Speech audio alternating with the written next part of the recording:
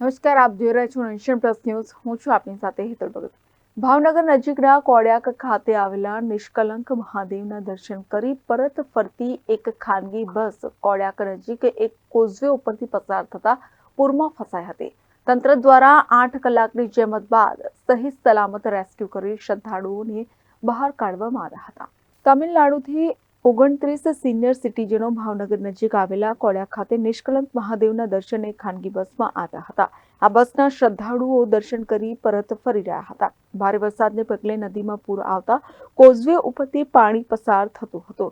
તેમ છતાં બસ ચાલકે તેમાંથી બસ બહાર કાઢવાનો પ્રયાસ કરતા બસ કોઝવે પર થોડું અંતર કાપી બંધ પડી ગઈ હતી અને પાણીનો પ્રવાહ વધતા બસ ધસડાઈને અડધા કોઝવે પર અને અડધી પાણીમાં ફસાઈ ગઈ હતી. આ બનાવની જાણ થતાં મોટી સંખ્યામાં સ્થાનિકો અને સરપંચ સહિતના લોકો ત્યાં દોડી ગયા હતા.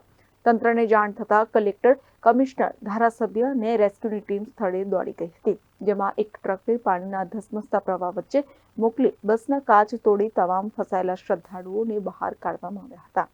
ટ્રકનો એક વ્હીલ પુલ પરથી ઉતરી જતા તમામ મુસાફરોને ફરી ટ્રકમાં ફસાઈ ગયા હતા, જેથી શ્રદ્ધાળુઓને સલામત રીતે બહાર કાઢવા એનડીઆરએફની એક ટુકડીએ રેસ્ક્યુ કર્યું હતું. એનડીઆરએફની ટીમે 8 કલાક બાદ પાણીનો પ્રવાહ ઓછો થતા કોઝવેની બીજી સાઈડ અંતર ઓછું હોય 4 શ્રદ્ધાળુઓને બીજી સાઈડથી સલામત બહાર કાઢવામાં આવ્યા હતા. તેમજ વધુ એક ટ્રકને મોકલી બાકીના ફસાયેલા શ્રદ્ધાળુઓને રેસ્ક્યુ કરી સલામત રીતે બહાર કાઢવામાં આવ્યા હતા. अंदर पब्लिक છે हाँ बजारा खोल भरे ले आया ओला ने फट चढ़ाई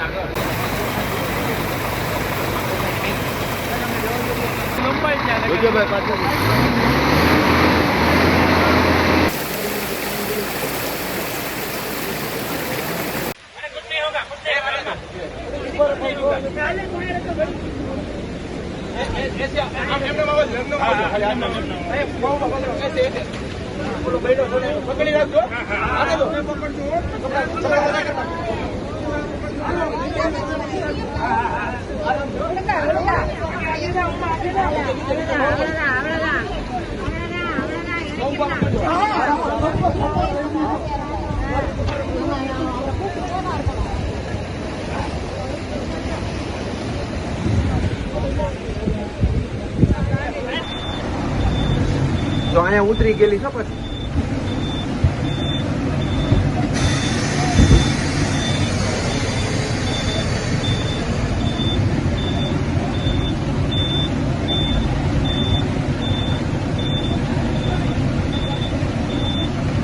તંત્ર દ્વારા 108 એમ્બ્યુલન્સ અને મેડિકલની ટીમને હાજર રાખી તમામ શ્રદ્ધાળુઓના આરોગ્યની ચકાસણી કરી હતી. આ ઘટનાને પગલે મુખ્યમંત્રી ભૂપેન્દ્ર પટેલ પણ ધારાસભ્ય જીતુ વાઘાણી સાથે સતત ટેલિફોનિક સંપર્કમાં રહી તમામ લોકોને સલામત બહાર કાઢવા સૂચના આપી રહ્યા હતા.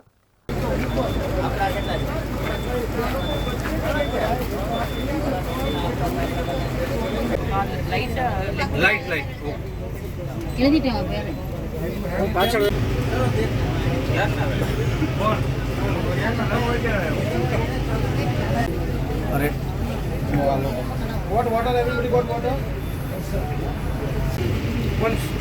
શું મંગાવ્યું છે? ગ્લુકોમીટર.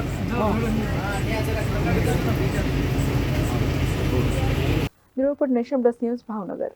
સમાચારોના સતત અપડેટ મેળવવા માટે અમારી નેશન પ્લસ ન્યૂઝની યુટ્યુબ ચેનલને સબસ્ક્રાઇબ કરો, બેલ આઇકન દબાવો અને જોડાયેલા રહો ફેસબુક, ઇન્સ્ટાગ્રામ અને ટ્વિટર પર.